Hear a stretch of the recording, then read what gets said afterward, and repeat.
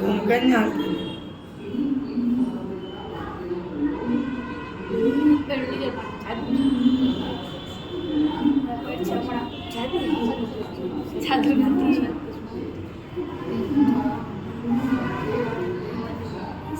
ચાલો કપ સળગે છે કાળું થયું. બરોબર. શા માટે? તો કે એને એના જ્વલન બિંદુ જેટલું તાપમાન મળતું નથી કાગળને. અંદર રહેલું તાપમાન છે, અંદર રહેલું પાણી લઈ લે છે.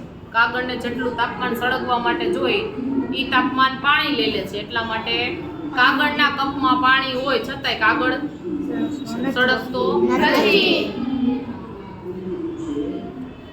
જો આપણે કન્ટિન્યુ કેટલી બધી વાર છે એ રાખીએ છીએ છતાંય કાગળ સળગતો નથી.